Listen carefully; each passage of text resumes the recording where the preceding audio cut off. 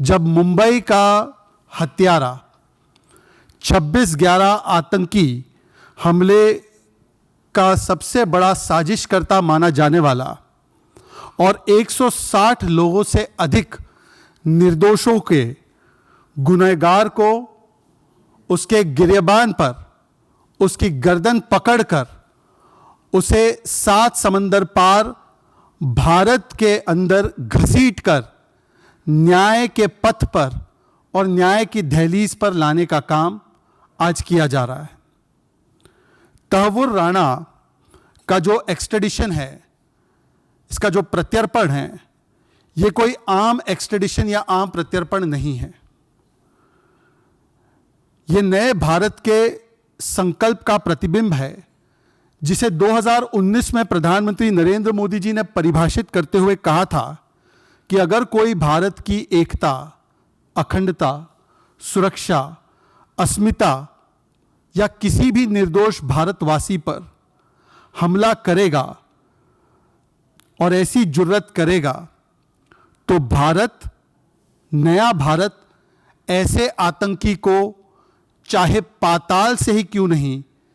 खोज कर न्याय के पथ पर लाने का काम करेगा और इंसाफ की दहलीज पर पहुंचाने का काम करेगा।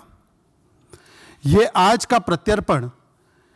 केवल एक प्रत्यर्पण नहीं है, बल्कि यह संकल्प है,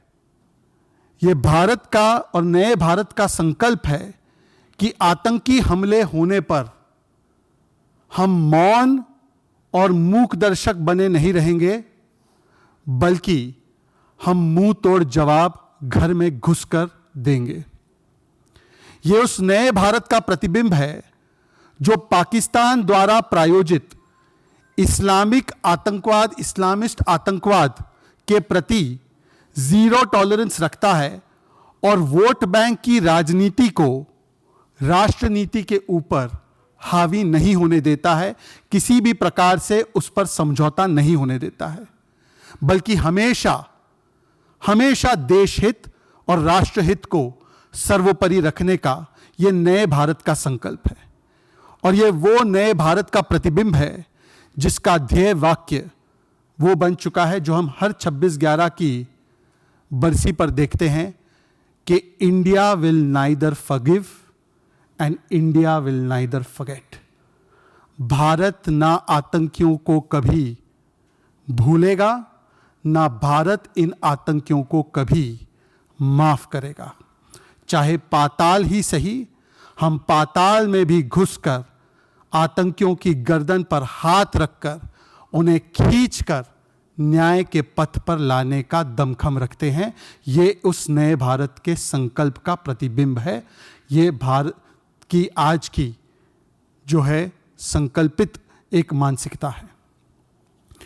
आज केवल 138 भारतीय विक्टिम्स के लिए ही नहीं, बल्कि 26/11 में जो मारे गए US, Israel, France, Germany, Italy, Malaysia समेत कुल 17 से 18 देशों के विक्टिम्स, उनके लिए न्याय के पथ पर एक बहुत बड़ा कदम है इंसाफ की ओर। It is a big step taken for ensuring and coming closer to justice and closure, not just for the 138 Indian victims, but the victims from many other countries, including the United States, Israel, France, Germany, Canada, Malaysia, almost 17 countries. आज तुकाराम ओमड़े से लेकर major Sandeep उन्नी कृष्णन, आज हवलदार गजेंद्र सिंह से लेकर Mumbai police के जाबाज police officer विजय सालास्कर, हर एक शहीद सुरक्षाकर्मी के प्रति, हर एक शहीद एनएसजी कमांडो के प्रति ये भारत की भावपूर्ण श्रद्धांजलि भी है। और ये एक ऐसा स्टेटमेंट है कि भारत के जो भी सुरक्षाकर्मी हैं, उनकी शहादत, उनकी कुर्बानी भारत मां की अखंडता और एकता के लिए हम कभी व्यर्थ होने नहीं देंगे। मित्रों, ये एक और चेतावनी भी है। आज तहव्वुर राणा को जब लाया जा रहा है और ये दृश्य पूरी दुनिया में जा रहे हैं, भारत में हर कोने में, हर घर में जा रहे हैं, तो ये एक चेतावनी भी है हर एक वो आतंकी के लिए, आतंकी साजिशकर्ता के लिए, मास्टरमाइंड के लिए, कि चाहे आप दुनिया के किसी कोने में, किसी बिल में छुपकर क्यों ना बैठे हो, आज भारत मोदी सरकार के तहत आप जहां भी होंगे आपको चुन चुन कर ढूंढेगी और आपके बिल से निकालकर आपको न्याय के पथ पर लाने का काम करेगी। मित्रों, पिछले 10 वर्षों में आतंक और आतंकवाद के प्रति हमारा एक सी चेंज हुआ है एटीट्यूड में, और आज का जो एक्सट्रेडिशन है वो उसी का दरअसल एक सिम्टम है, एक प्रतिबिंब है, जो 10 वर्षों में आतंक और आतंकवाद के प्रति एक चेंज्ड माइंडसेट और एक चेंज्ड एटीट्यूड है। आपको याद होगा, इससे पहले 2004 से 14 के बीच में खासकर ऐसा कोई महीना नहीं होता था जहां पर भारत के किसी बड़े शहर में कोई बड़ा आतंकी हमला ना हुआ हो। आपको याद होगा 2005 में दिल्ली, 2006 में वाराणसी, 2007 में लखनऊ, 2008 में जयपुर, बेंगलुरु, अहमदाबाद, दिल्ली, मुंबई, अगरतला, रामपुर, 2009-10 में असम और पुणे, 2011 में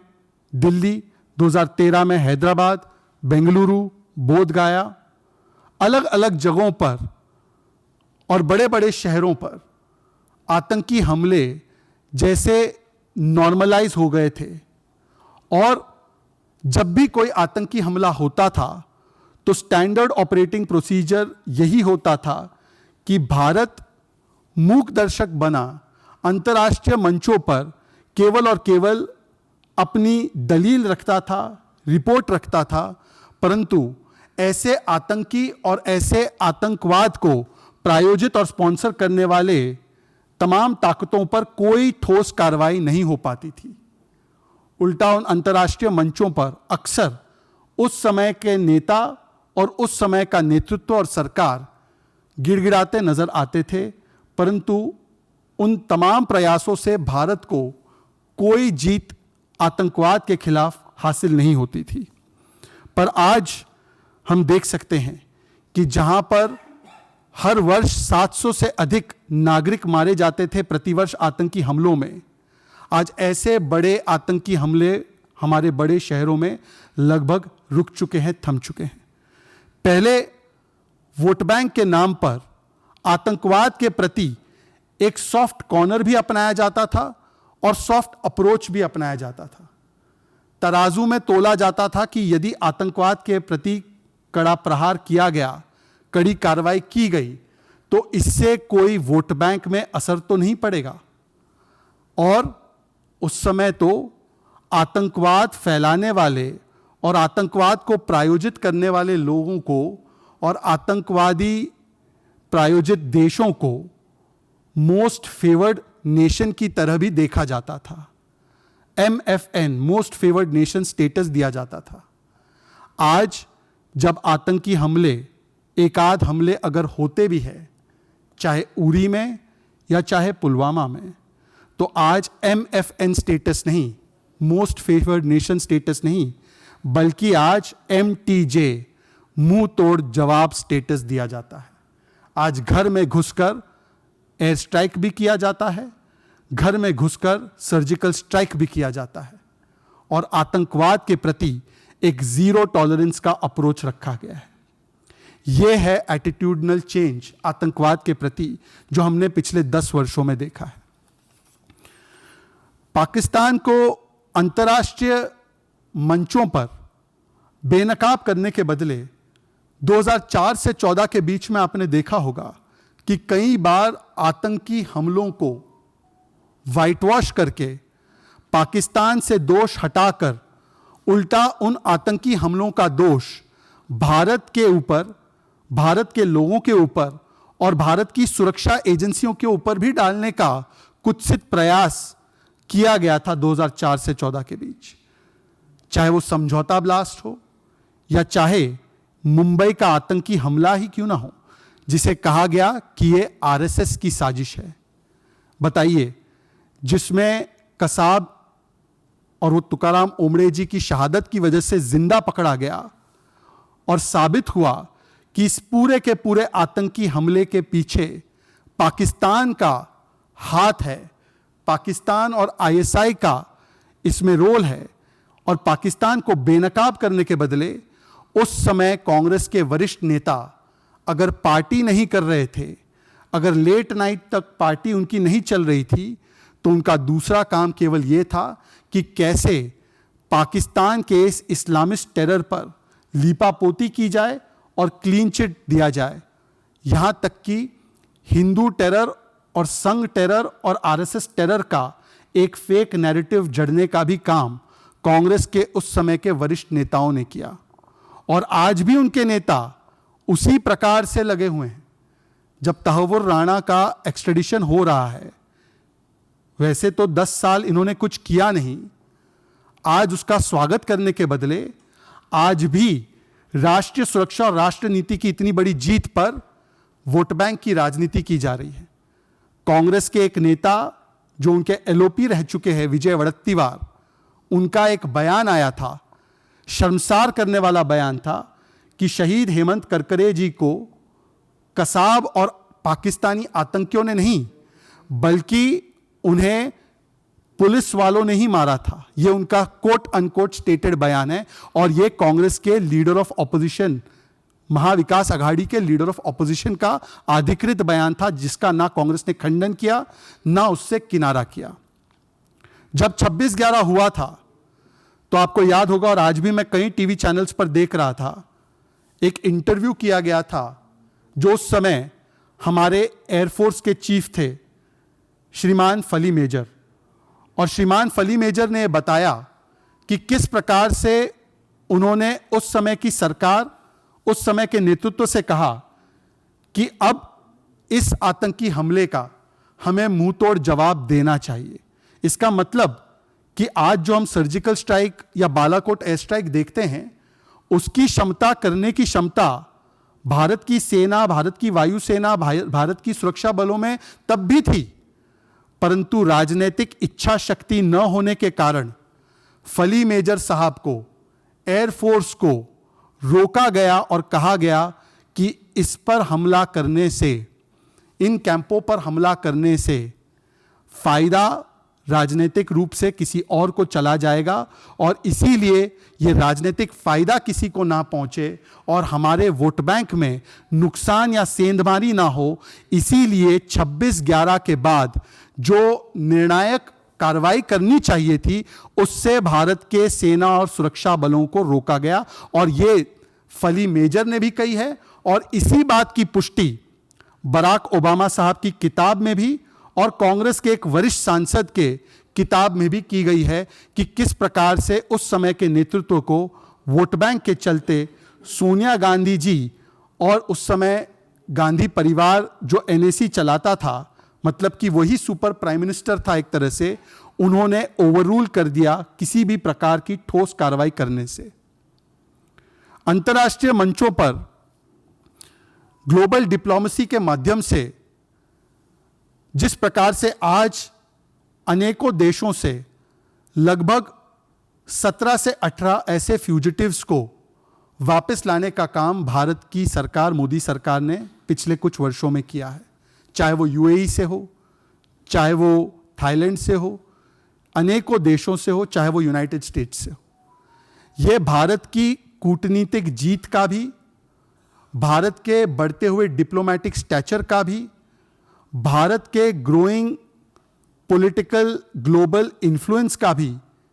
एक परिचायक है। और भारत की एजेंसीज के बीच में इंटर एजेंसी कोऑर्डिनेशन किस प्रकार से आज काम कर रहा है, उसका भी एक प्रतिबिंब है। परंतु 2004 से 14 के बीच ऐसा कोई प्रयास करने के बदले, और आप लोग मुझसे सभी लोग वरिष्ठ हैं, ग्लोबल प्लेटफॉर्म पर जाकर, अंतर्राष्ट्रीय प्लेटफॉर्म पर जाकर भारत के केस को मजबूत करने के बदले भारत को मजबूर दिखाते हुए शर्म अल शेख में ऐसा डिक्लेरेशन साइन किया गया, ऐसा डिक्लेरेशन दिया गया जिससे कि भारत पर ही दूसरे देशों में और दूसरे जगहों पर आतंकवाद फैलाने का आरोप लगा। सोचिए कि एक तरफ तो मोदी सरकार अंतर्राष्ट्रीय मंचों पर जाकर आतंकवाद की जननी, आतंकवाद को फैलाने वाली और प्रायोजित करने वाले देशों को बेनकाब करने का काम करती है, और उस समय की सरकार अंतर्राष्ट्रीय मंचों पर जाकर भारत का पक्ष रखने के बदले उन देशों के पक्षों को मजबूत करने के लिए भारत का ही रोल आतंकवाद में था, भारत का ही रोल इंटरफेरेंस में था, इस प्रकार के डिक्लेरेशन भी साइन करके आती थी। मतलब ये कितना बड़ा समझौता भारत की सुरक्षा नीति, राष्ट्र नीति और विदेश नीति के साथ किया गया, इसका भी आपको अंदाजा मिल सकता है। पिछले 10 वर्षों में आपने देखा होगा कि आज न केवल क्रिमिनल्स, इंटरनेशनल फ्यूजिटिव्स को वापस लाया जा रहा है, न केवल आतंकी हमले बड़े शहरों में थम गए हैं, और अगर कोई आतंकी हमला करने की जुर्रत करता है तो उस पर मुंह तोड़ जवाब दिया जाता है। आज हम देखते हैं कि अंतर्राष्ट्रीय मंचों पर भारत नहीं जाता न्याय मांगने के लिए, बल्कि आतंकवाद फैलाने वाली देश भारत से कतरा कर, डर कर, आज भारत क्या कार्रवाई करने की क्षमता रखता है उसे देखकर अंतर्राष्ट्रीय मंचों पर जाकर गिड़गिड़ाते हैं कि हम माफी मांगते हैं और भारत से हमें आज बचा लीजिए। यह सी चेंज हुआ है पिछले 10 वर्षों में, जब आपका जीरो टॉलरेंस टुवर्ड्स टेररिज्म हो। आज आपने देखा होगा कि कई सारे डोमेस्टिक आतंकवाद के केसेस में भी, चाहे वो अहमदाबाद ब्लास्ट हो, चाहे वो अलग अलग प्रदेशों में अलग अलग शहरों के ब्लास्ट हो, वहां पर भी कन्विक्शंस हासिल करने का काम हमारी एजेंसीज और प्रोसिक्यूशन एजेंसीज ने किया है। ये इसलिए संभव है क्योंकि हमने डोमेस्टिकली इनको कानूनी रूप से